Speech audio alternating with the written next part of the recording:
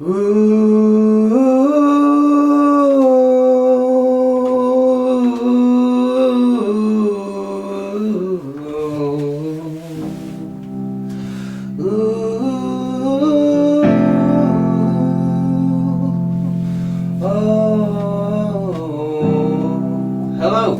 this is your morning espresso.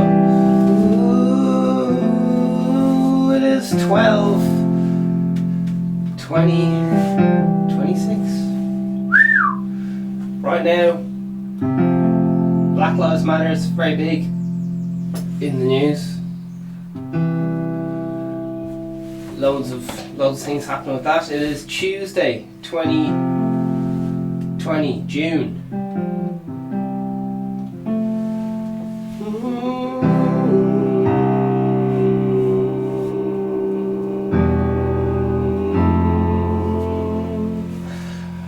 Vegan Steven podcast, the Burning podcast. Vegan Steven's fictional character. All characters and events in this show, even those based on real people, are entirely fictional.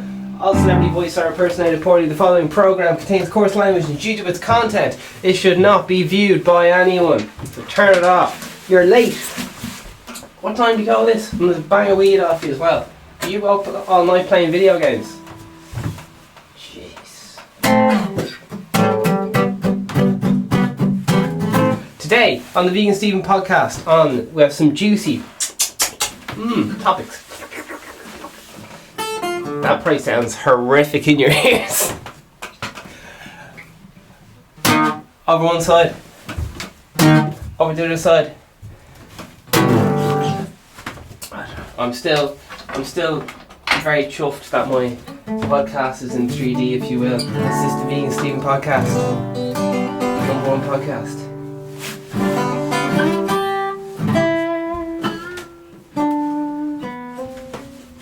So we're having a look at Winston's back, because yesterday the show got adjourned quite quickly. So we're going to have a little look at radical views of Winston Churchill, because there's a little bit of a hoo-hop going on right now. Let's see if we can make this bigger. Boop. Boop. There we are.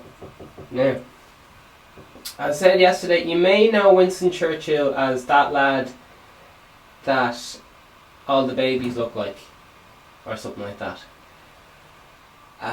His hobbies include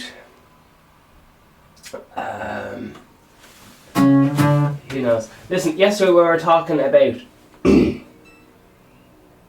his statue. People are trying to take down the statue. They're saying, he's a racist and all this stuff. So, we're going to have a little look. And it says here on the Wikipedia page, radical views of Winston Churchill. Alright. Throughout his life, Winston Churchill made numerous explicit statements on race. And his views on race contributed to his decisions and actions in the British politics from the late 20th century onwards. These attitudes resulted in the reprisal of his life achievements and work, both in British historians and the public context of his being Britain's notably celebrated wartime leader.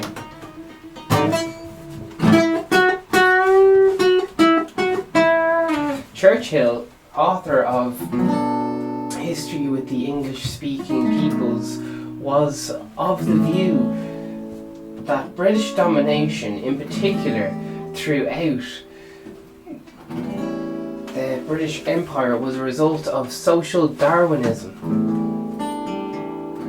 Citation needed. Okay, so I think that's... There's no link provided for that in Wikipedia. In case you don't know how Wikipedia works, I definitely don't know. I tried to get into... Let's keep going. Had a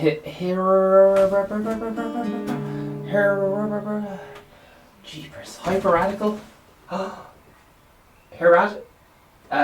radical herectory, which is HIE or A or CHY, which means, my favourite thing about Wikipedia is if there's a word there you don't know, you can just hover on it and it'll read the definition and you're like, knowledge, get in my brain, yum. Is a system of stratification that focuses on the brief. Some radical groups are either superior or inferior to other racial groups, not radical groups, sorry.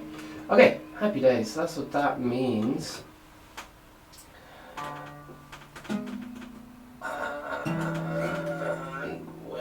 So many words. Alright, believing white people were most superior and black people the last.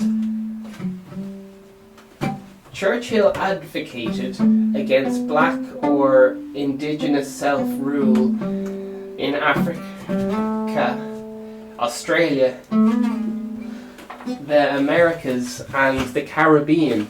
He held mixed views of West Asian Muslims, calling Africans the Iraqis uncivilized tribes.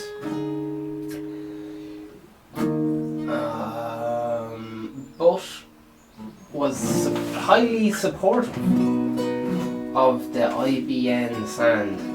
Sewed. Alright, don't know what that is, but during an interview in 1902, whilst discussing his views about the Chinese, Churchill stated that the great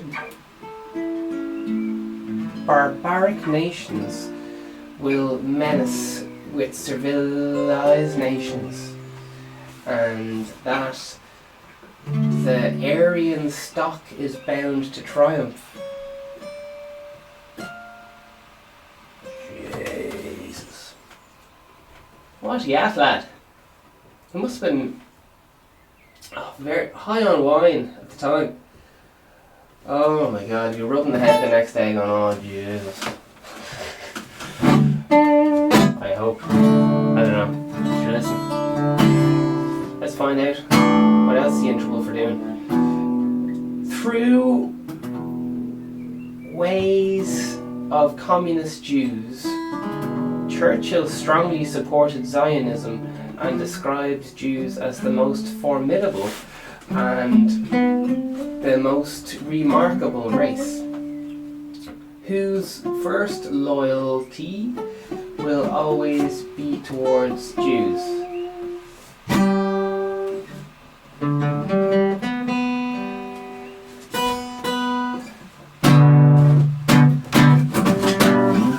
In World War II, he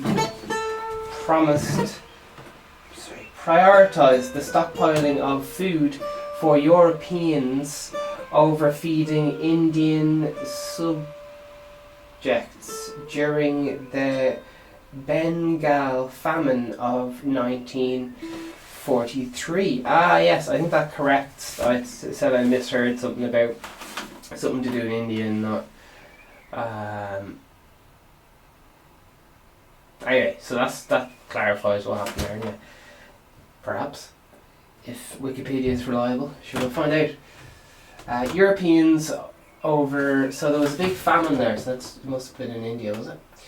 The Bengal famine of 1943 was a famine in Bengal, that's Bengal, province of British India during World War II. An estimated 2.1 to 3 million, so around, possibly 3 million, out of a population of 60 million, died of starvation, malaria and other diseases aggravated by malnutrition, population displacement, unsanitary conditions, and it keeps going. So no lols had by anyone there. No happy emojis.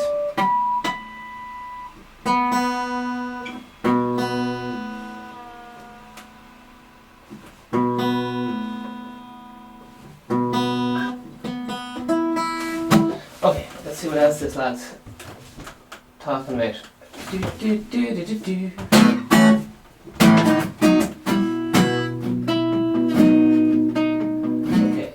during World War II, he prioritised the stockpiling of food for Europeans. Yeah, right, we read that. Churchill held views on British populace that were eugenic and perspective, and was prominent and forced sterilisation to preserve enterogenic and superior stock. Eugenics. EUGENICS, which means is a set of beliefs and practices that aim to improve the genetic quality of human population historically by excluding people and groups judged to be inferior and promoting those judged to be superior. Alright. I see. Well, he goes on to have a go at, everyone else.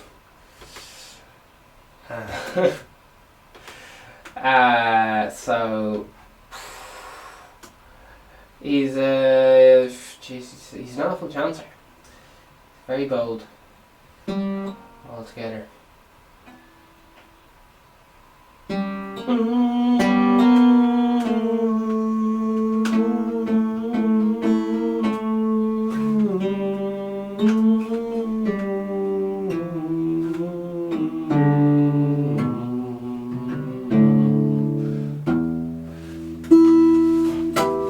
Churchill. Are we really going to do this? Will you just read India? Or which one will we do? Alright, also, we'll take a little break from that. So yeah, he it's all there. If you want it. Okay. So, let's have a little look. In that same vein. It's a tasteful show. Alright, here we go. Tiger King. I'm reading NME. In case anyone doesn't know, I'm a massive fan of awful TV on TLC. And Tiger King, here we go. Joe Exotic in danger in prison. Husband claims. That's by NME. Joe Exotic has been kept in solitary confinement for 4 months. Husband Dylan Passive claims, and there's going to be a fucking memoir of the old Tiger King lad there. I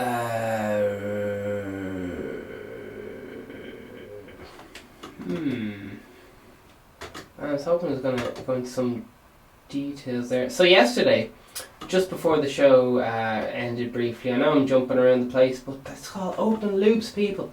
Keeps you intrigued. Anyway, here it goes. Deep thinker. So here's a bit of, could you be a deep thinker?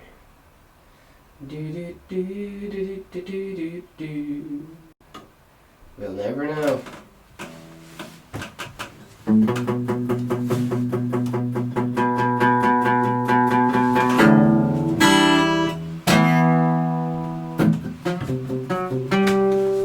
Alright, here we go. This is according to Psychic Go.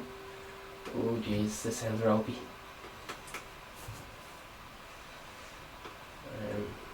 I already want to leave. Oh jeez. / signs you're a deep thinker. Alright, let's have a little look here. Alright. 8 signs you're a deep thinker. So a little article here. Here we go. This one's nice. Oh!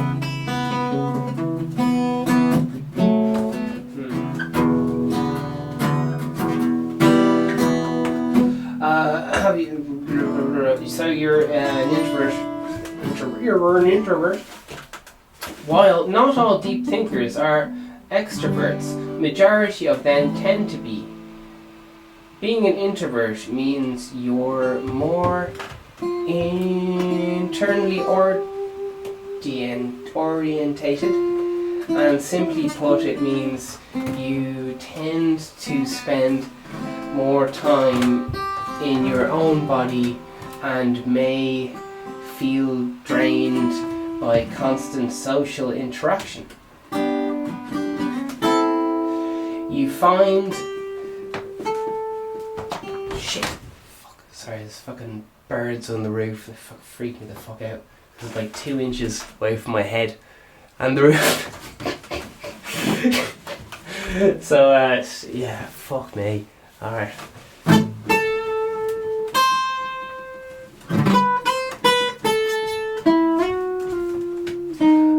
So you're an introvert. You're an introvert. Who knows? She will find out.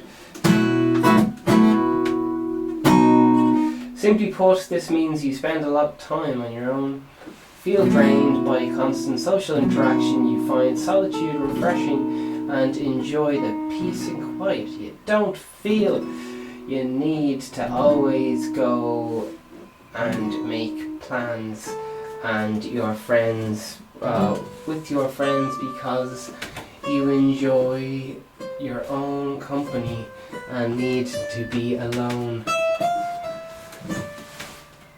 Then to realign your emotional energy. Emotional energy, what a fucking cop out. I'll use that one. Oh, my emotional energy. I really want to help you move, but my emotional energy. I want to help you walk your dog, but I better just stay here in my ass and Alright. Does that count as making fun of mental health? Good. You hate small talk. Oh jeez. Oh my word. Like most introverts, deep thinkers prefer silence over small talk. Jeez, there might be, if you're a dickhead, you might be an introvert. Sorry. They don't want to pass the time with mindless chatter, so don't ask them to. Oh jeepers. About the weather, deep thinkers tend to speak only when they have something important enough to talk about. Is this the strong silent type? Or? Otherwise, they are perfectly fine with staying silent in conversation. Because of this, others might view them as impassive, detached, or socially awkward at times. Impassive. Fuck. Impassive. What the fuck is that one? Impassive. It sounds like a slur anyway, of some kind. Oh, impassive. Oh, you. Oh, gee. Right. Alright. Here we go. You're introverted, says number 3. So, do you have your little ticking box there?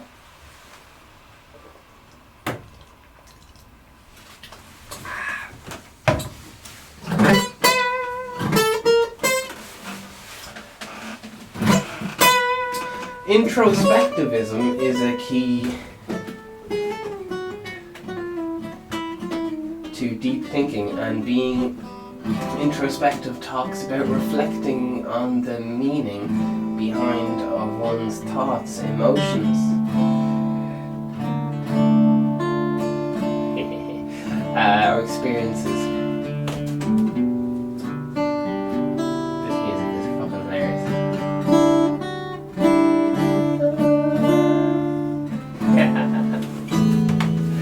Oh, lads.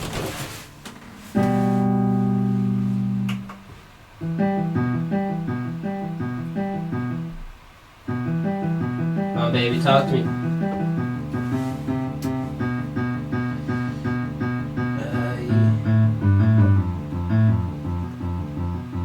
So, do you come here often anyway? Oh, it's that button. then this one. We're away! Alright, and then this one.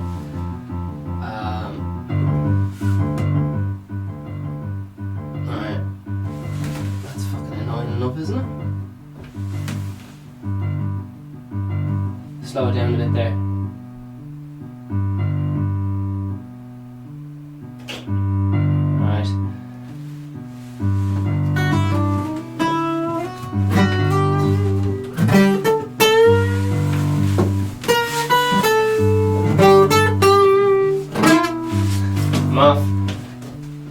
Your time to bitch about your husband and say, listen, fucking, I used the toothbrush to wash the dog's teeth, my boyfriend's toothbrush, because he's an ass, and he farts in bed and he doesn't wash his hands, and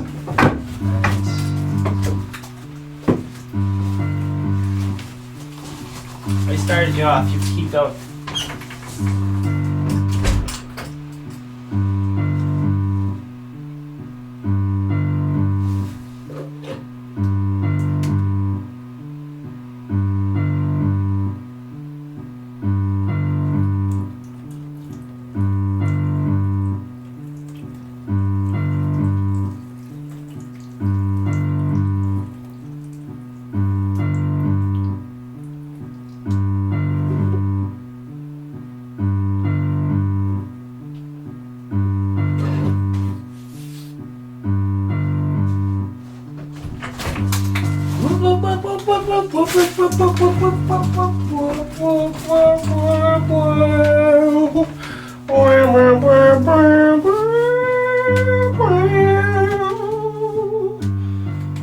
Are y'all ready?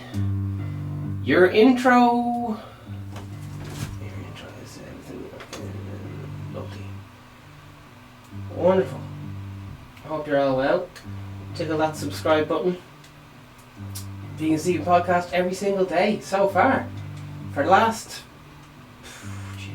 don't know how long this is going, like 6 months or maybe. For the last 2 weeks anyway.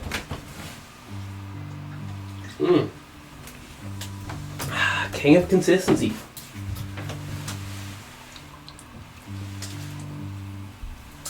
Instagram, Twitch, YouTube, Facebook, Twitter. I'm on all of them. Vegan Steven music. Oh yeah. Every single day there's a picture and a little video. So far anyway. And there's a vast playlist of podcasts, different topics and so on. So it's time to check in back with the news. There's this new film out called Artemis Fowl. Oh, and has Colin to the Farrell in it. And whoever made it probably has never been in Ireland before. I don't know. The accents are fucking weird. Everything about it's fucking weird. But I guess it is a fairy film. But Artemis Fowl anyway, 2020, the reviews aren't good. Like, if you're 10 you'll think it's fantastic. Especially if you're like 12, because I think the kid in it is 12, you'd be like, oh yeah, fuck yeah, it's fucking brilliant. It's like Star Wars, but for 12-year-olds, and I think the main lad in Star Wars was like 19 or 18 or something, and this main character is like 12, so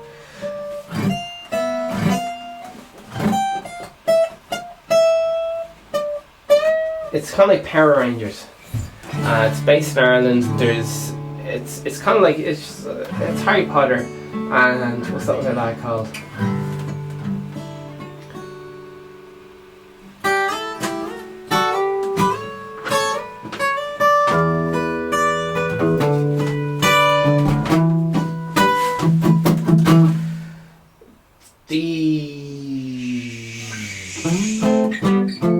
Anyway, yeah, fucking. It's well made and all the rest, but just, you know yourself. It's just, if you like Harry Potter, you probably like it. Or, do you know what? maybe, I think you just have to be a certain age. They have to get you when you're a certain age or something.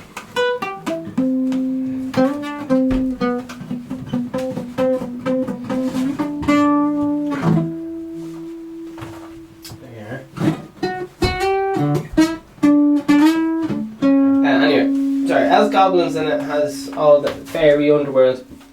So I was given, I was like, oh yeah, jeez, that's good. There's this thing that can pause a time. So I was like, oh jeez, that's very good. But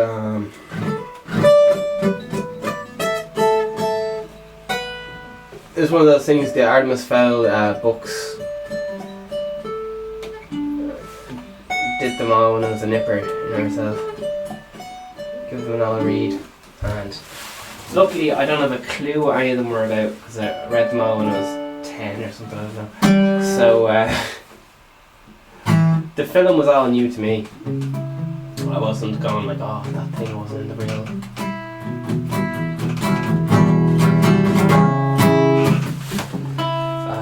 Apparently, it doesn't really follow the book a whole lot and all that, but there you are. So that's Artemis Fowl. Watched it last night. But if I'm going to be real with you, I was so bored. I didn't finish it. It was so boring.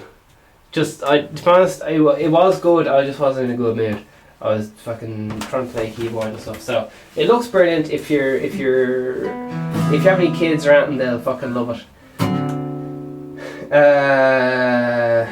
And if you can deal with like a kind of a narcissistic kid now, then happy days, you'll love it. But yeah, it's just a kid's movie. It's grand. Fairies and all that.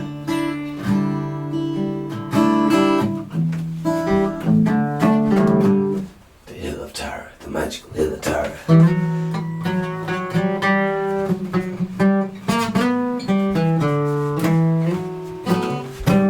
Yeah. So yeah, it's setting around.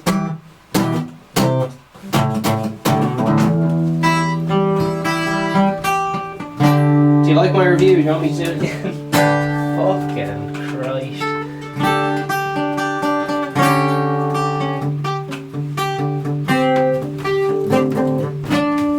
Okay, here we go. We're checking in. You're introspective. Introversion is the key of deep thinking, as being introspective, reflecting on the meaning behind one's own thoughts, emotions, experiences, thesis, what deep thinkers so self. Thesis what? This is, they just didn't put a space in. This is, without space, me criticising someone else's English, that's gas. Anyway, makes deep thinkers so self-aware. This is what makes deep thinkers so self-aware.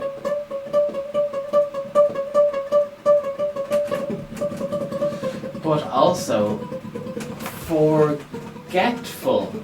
Jesus, and absent at times. Okay, so sounds like a shit superpower, like being able to fly, but only for like 20 seconds at a time. Like, Jesus.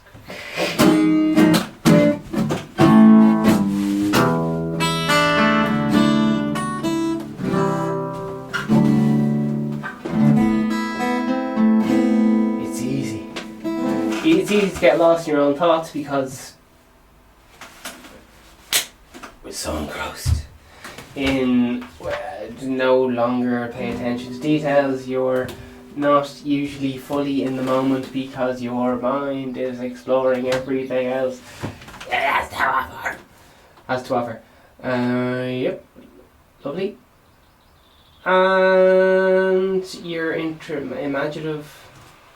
Deep thinkers often have richer inner worlds that is made up, Jesus, not only of their reflections of the past, but their fantasies, kinky, about the future as well. Norton and other lads have said.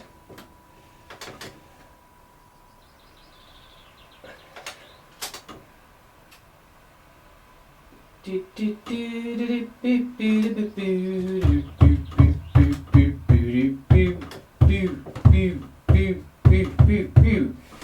that bitch Carol Baskin?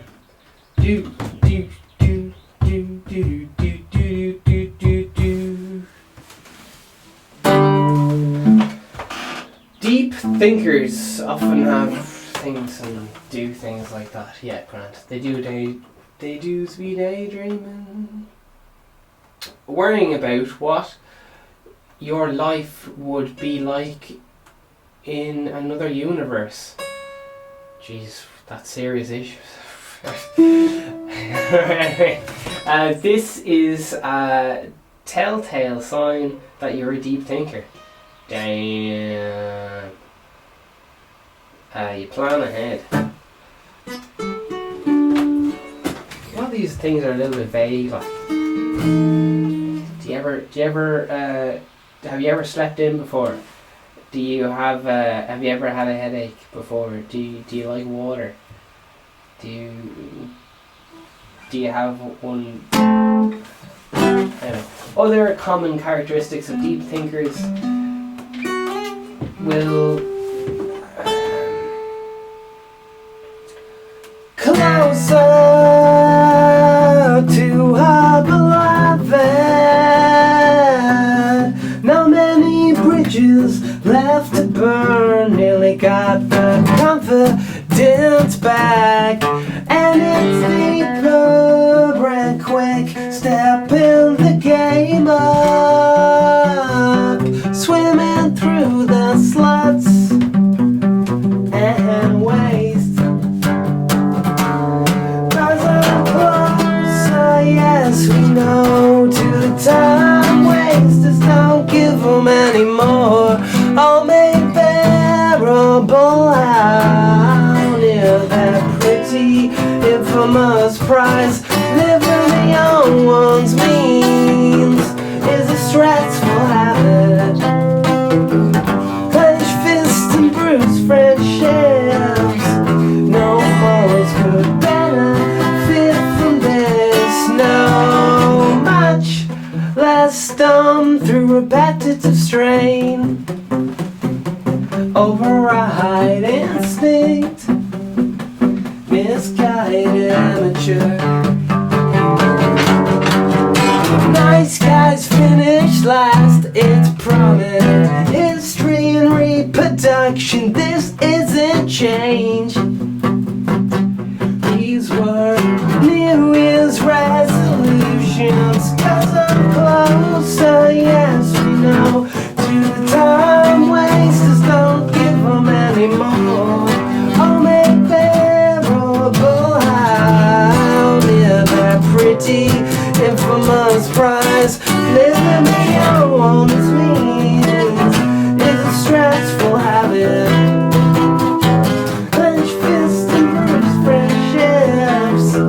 No morals could benefit from this now. Cause I'm closer, yes we know, to the time wasters, don't give them anymore. All made bearable how near that pretty infamous prize. Living the young ones means is a stressful habit. The clenched fists and bruised friendships. No morals could benefit from this now.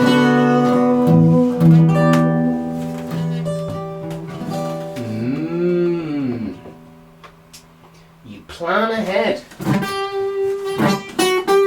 Deep thinkers with one another is that they avoid planners. Wait. Another common characteristic with deep thinkers share with one another is that they avoid planners. They avoid planners. A great deal of them love to think about the future and plan their day, week, month, or even ahead of time because they look at things long-term perspective. Deep thinkers go on to be highly successful in their fields. Jeepers. They like to have a well thought out plan. Almost everything will rarely ever just fly by the seat of their pants. Man, you're calculating. Cold killer. Let's find out. You're calculating. Once again, this is psych2go.net. Never heard of these lads. But we don't have much to lose. Not only are deep thinkers good at planning ahead, they're also very strategic and calculating as well. They consider all the possibilities before taking chances, decisions, weighing the pros and cons of each situations. But deep thinkers means always looking for the best possible outcome. So there's usually a purpose behind all their actions. They dislike doing things for the sake of it and don't want to decide anything right away because they need time to think things through first.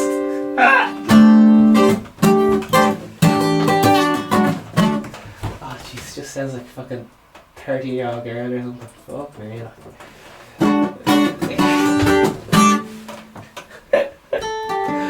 Alright, here we go. Let's keep going.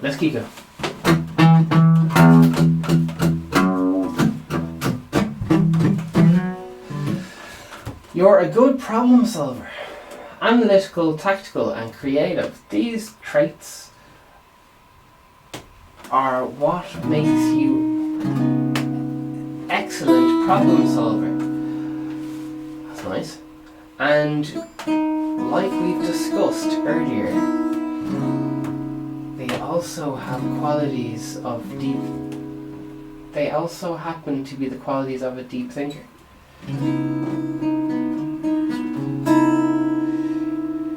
You're a deep thinker if you are able to solve problems by patiently deconstructing it and trying to predict its outcomes.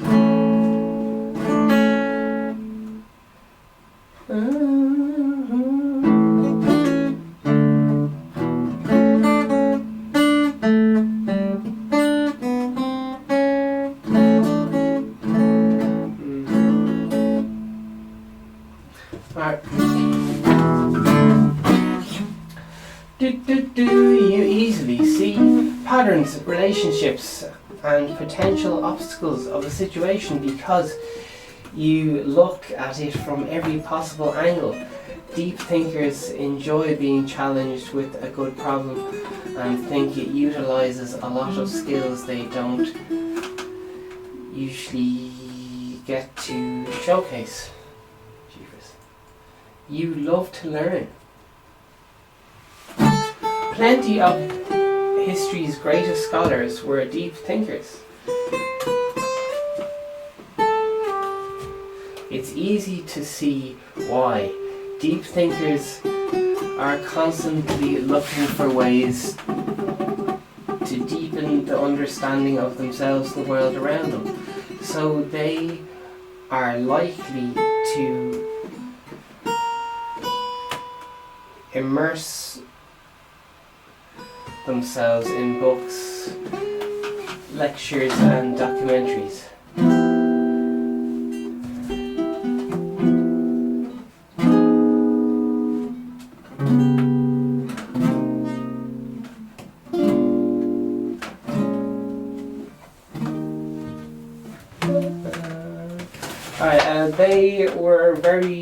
They're very curious creatures. Who is writing this?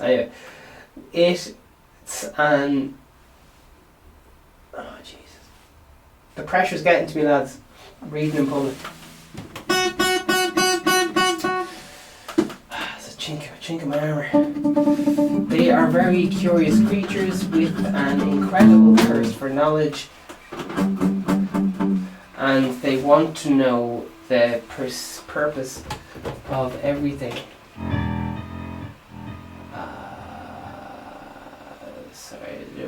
Everything that fits in the grand scheme of things, whether it's history, politics, lectures, science, psychology, deep thinkers want to learn it all. Jeepers. And here's the little conclusion, and lovely, they have a little thing of references from The Power of Introverts,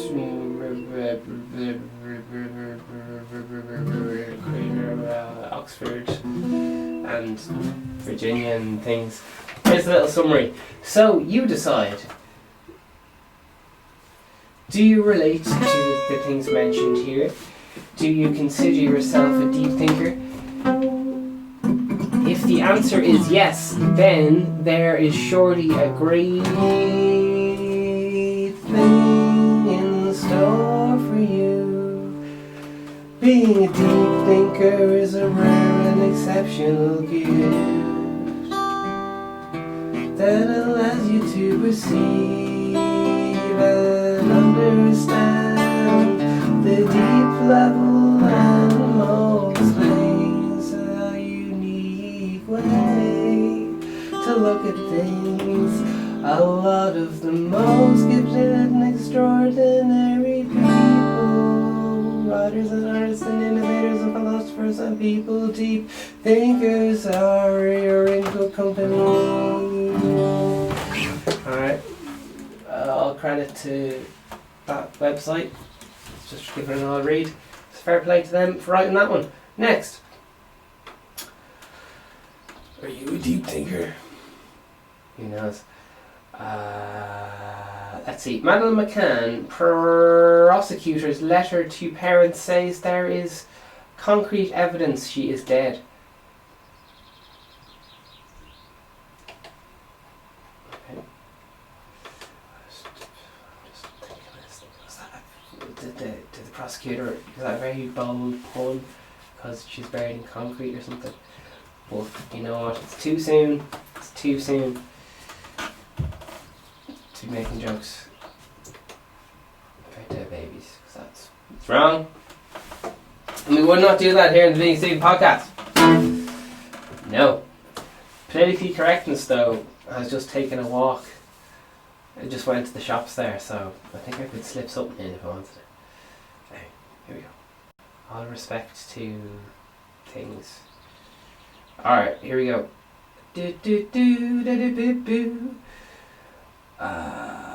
Wait a second.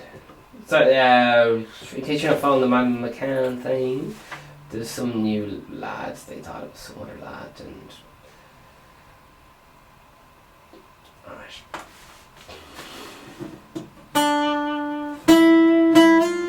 8 hours ago. Okay. So this is up to date. And 2 days ago, still a bit of hope Madeleine McCann is alive, says German prosecutor.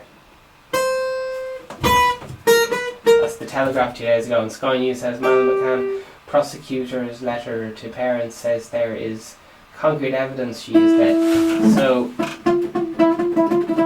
I guess she's...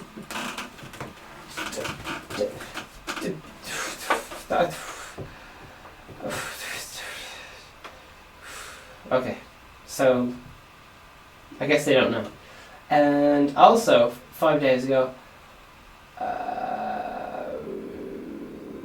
the Sun says ex-boss of Madeleine McCann suspects claim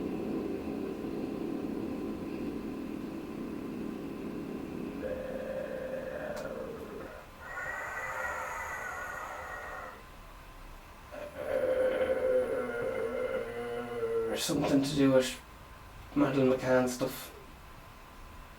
And okay. So there's nothing, it's vague enough so far. Alright, here we we go.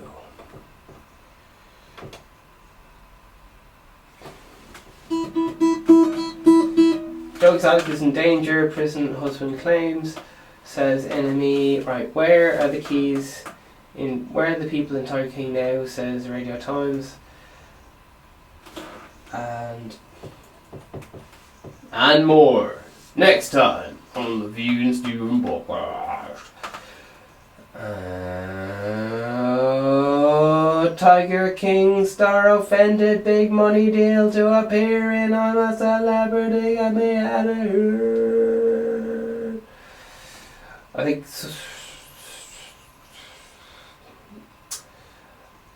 if this is very confusing to you, it's because I'm reading some like headlines and shit, and a lot of them are kind of clickbaity. So if you click into them, they get pulled in. You might not get out. Also, so Winston Churchill.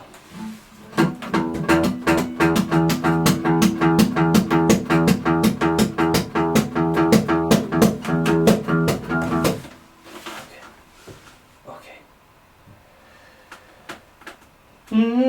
Here's some lovely things. Oh man, Gypsy Brides US. It's my new favourite thing, in case I didn't make that very clear. Oh, it's absolutely wild. It's absolutely crazy. Oh, it's my new happy place. Alright. Let's see how we're getting on here. Okay.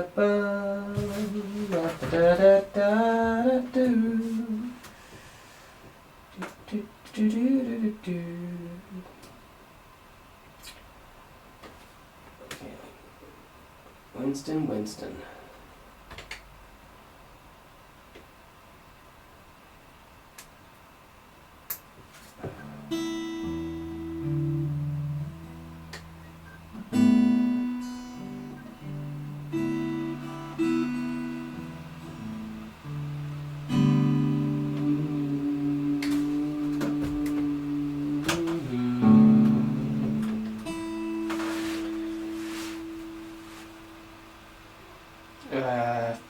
Complete stranger proposes to 17-year-old at her birthday. TLC. Also, in the other episode highlights, incestuous wedding. So that'd be, family members getting married. This couple goes for like a traditional kind of gypsy wedding. I think it might be in Romania. I couldn't really. I think it might be. Anyway, and they didn't tell them because they're not quite in the loop or whatever. I don't know. Maybe they're not full up with their traditions or something.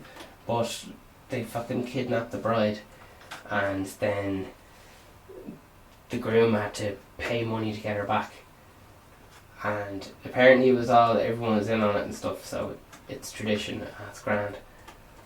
But it's unusual. I object. There was one oh jeez, what was it? Her fucking there was two cases as far as I know where the mother-in-law or else something just like object to the fucking wedding.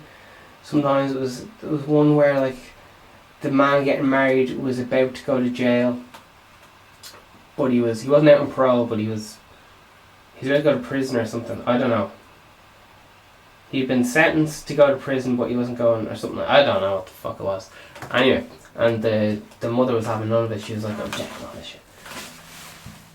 Wild.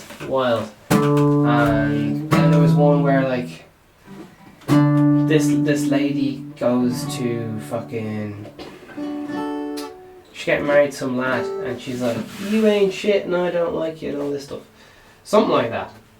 And she's getting married and all that. She wasn't very happy with how the wedding was going and all that.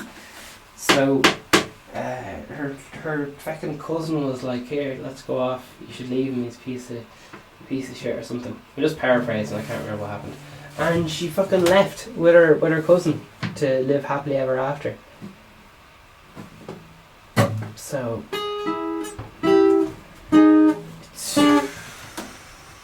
it's different. It's different. And there's oh Jesus. The thing as well that blows my mind about the gypsy bride thing is there's loads of fights at the weddings, which is fucking brilliant. But the thing is, they're like, oh, I won't do the accent. They're like, oh, I'm so mad at, the fucking, the woman who's getting married and going to ruin her wedding or whatever. But they get all dolled up and looking absolutely, like, gorgeous, and they have their hair all done up and makeup and everything, just to go there and start a fight. Like, and they get absolutely shit-faced before they do it as well. So, they don't want to fight, they want to look good. Well, they fight. And some of the fights, like, someone just pushes the fucking, to be a larger lady pushing a smaller lady, and they just go with a bang, gone. Like, Jesus, fight that, man. It's one fight where fucking some girls went to fight a hen party or something, and just proper drawn blood, like wild. Gypsy brides. Yeah. Okay, so here it says Bustle, Brussels. That's BUSTILE.com. And they asked the question, what is Gypsy Girl on TLC? Oh, that's not the right one, sorry. It'll be Gypsy Brides. How much does Gypsy Wedding cost? Gypsy Brides US. Right, they're not telling us. Oh well. But yeah, it's one of the most brilliant things I've ever seen in my life. If you need to go, if you're a bit upset about, the being the end of lockdown and having to see people again.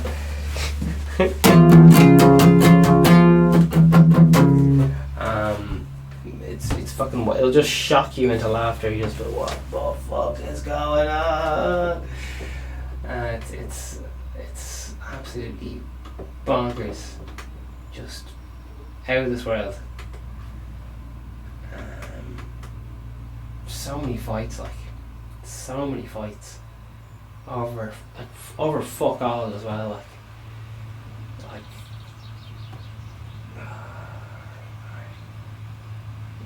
Alright, I'm gonna click into the this is TLC UK though. It's fucking not a cop. You know what that.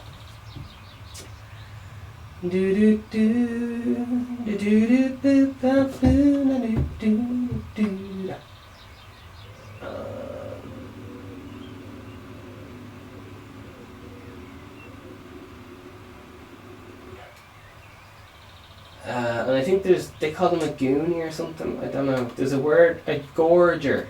Gorger. So if you're not a traveller or something, a gypsy, you're called a gorger. And it's like the worst thing you can do or something. The whole thing, it's all news to me, like. And they go on like, you're not getting all these notions about getting yourself an education and becoming a nurse. You gotta get married. Anyway. I'll get myself into trouble if I say anything else by accident. So, sure, listen. It's you might like it. It's I don't know what to tell you. I wanted to read a little article so I wouldn't be making a tit of myself. So I'd have the politically correct things to say. But this isn't really it. It says my big fat something man, and that's not really what I want.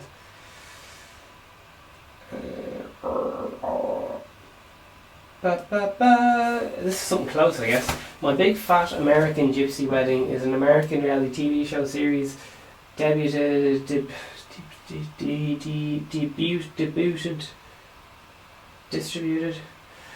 in 2012.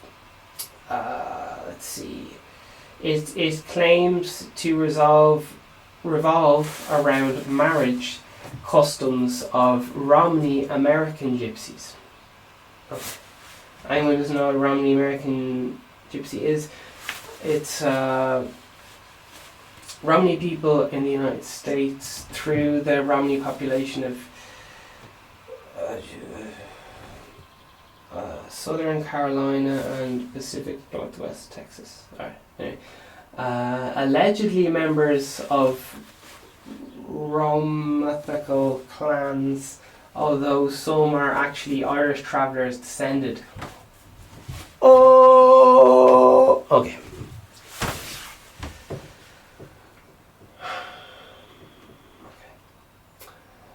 It is a spin-off of Britain's Channel 4 series Big Fat Gypsy Wedding. It was announced in June 2012. A series has been renewed for a second season. Right. Controversies. Both the British and American version of the series have faced numerous controversies, including allegations of racism in its advertising and causing racially motivated bullying. Romney Gypsies community have criticised the series for misspreading the ethnic minority of non-Romy characters posing as gypsy. And Billy Welsh, a spokesman for Romney Gypsies, stated they called it show Big Fat Gypsy Wedding and you're yet to see a Romney Gypsy in it. Okay. An American version of the series has faced controversy over criticism from Romney Americans and from journalists and activists concerned with minority rights, claiming that the series is wildly misleading, cultivating racist stereotypes and misspreading American Romney Gypsy community. Beautiful. Happy with that. Oh, baby. Just, I think, like, when you put something out on the internet, I'm not very good at doing it, but I think you have to do kind of both sides a little bit. I know I've probably never done that before, but sure, there's a first time for everything, isn't there? Right. So, I hope you're taking care of yourselves. Do we have to do anything else for Winston Churchill? We gotta say goodbye soon in a minute. Spread the old, share one of your favourite episodes with someone, I guess. Alright. Do we have to say anything else about Winston? Okay. Just in case you don't know who Winston Churchill is, let me just see if it's any other little bits and bobs.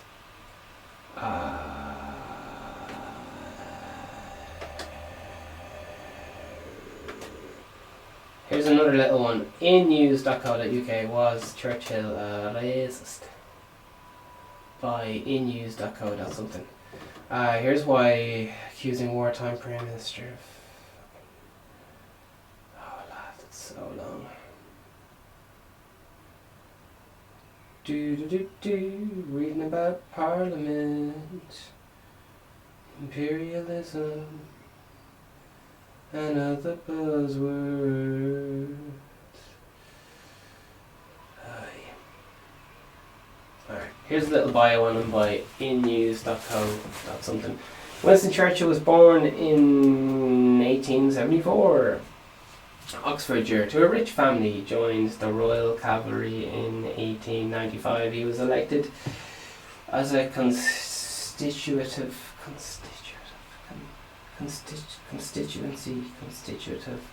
MP for Oldham in 1900s. What? Defecting to the Liberal Party in 1904, and they're really giving us this fucking life story here. Sorry. Okay. It's fine. Here we go.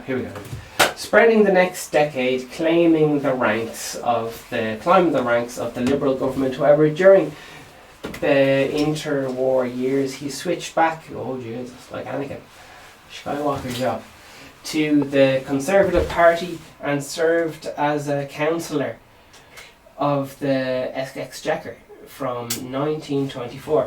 After the Troy electoral defect,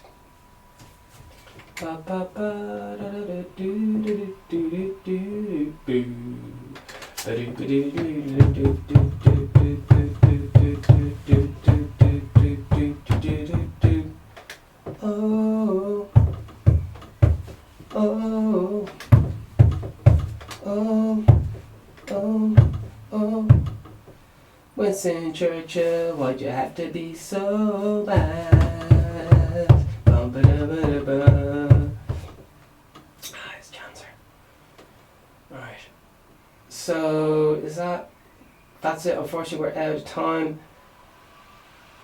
Well, we're going into overtime. Just got a word there from the producer. What? Okay, here we go. However, during wartime, he switched back to the Conservative Party and served the Councillor of the Exchequer from 1924. After the Troy electoral defects in 1929, Churchill lost his seat and spent much of the next 11 years out of office, mainly writing and making speeches. Oh, that's really impressive, actually.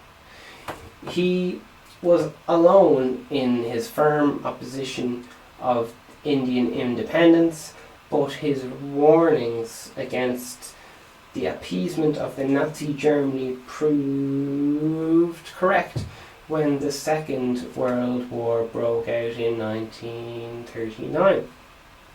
Following Neville Chamberlain's resignation in 1940, Churchill was chosen to succeed him as Prime Minister of all-party coalition government. He was a highly celebrated wartime leader, known for memorable speeches which were created with stimulating British morale during great times of hardship. There you are. What happened to the Winston Churchill statue? A statue of former Prime Minister Ladd in London was covered in graffiti during the weekend's anti-racism protests. Yesterday, a protester was seen climbing onto the war memorial and trying to set a Union Jack on fire, while another painted "Was a racist" on the statue of Sir Winston, who led country during World War II. There you go. And okay, I think this right here they're going to give this specific thing that he did, just because I don't really know what he did, so I was just like, oh, I have a look through all this. But I think they're going to just go like, this exact thing is the main thing he did. So that's pretty. Cheers to innews.co.uk for providing this article. Despite his achievements, there is evidence to suggest Churchill was a white supremacist. He referred to the British imperialism as being for the good of the primitive and subjective races. In 1939, he said, "I do not admit, for instance, that a great wrong has been done to Red Indians of America or Black America people of Australia. I do not admit that wrong has been done to those people by the fact of a stronger race, a higher grade race, or at any rate a more widely wise race to put in that way has come in taken their place." So it's a quote from himself. Okay. Mr. Churchill once said, "I hate Indians. ... They are beastly people with a beastly religion. Jeepers. He also referred to Palestinians as barbaric hordes who ate little but camel dung. Jeepers. Alright. What else was he up to? Known supporter of eugenics, he approved of the separation of feeble-minded people alongside being intrigued with the idea of sterilisation to halt breeding of unfit people, posing a very terrible danger to the race. Mr. Churchill was also allegedly so confident Britain would be victorious over Nazi Germany due to his belief of the supremacy in the British race over the Persians, a formerly barbaric tribe. When considering the resident population of the Northwest Asia, he infamously lamented the squirmish of his colleagues who were not in favour of using poison gas against uncivilized tribes. Additionally, when quashing insurgents in Sudan in his early career, Churchill boasted of killing 3 savages.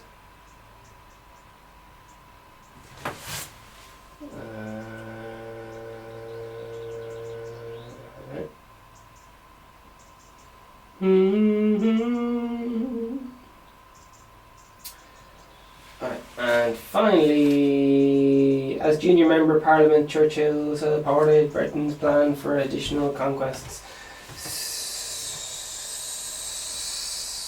stressing that Aryan stock is bound to triumph. However, his attitude to the Bengal famine in 1943 is most well-known source of contention, with Churchill accusing the murdering of 3 million Indians. Historians have reached consensus that his actions significantly contributed to the Bengal famine. When concerned British officials wrote to Mr. Churchill and said he was causing a needless loss of life, he responded, "Why hasn't Gandhi died yet?" And then went on to say the famine was caused by Indians for breeding like rats. Alright, shall we leave it there? So, I guess they're quotes and stuff, so yeah. Anyway, all the best. Buy the merch.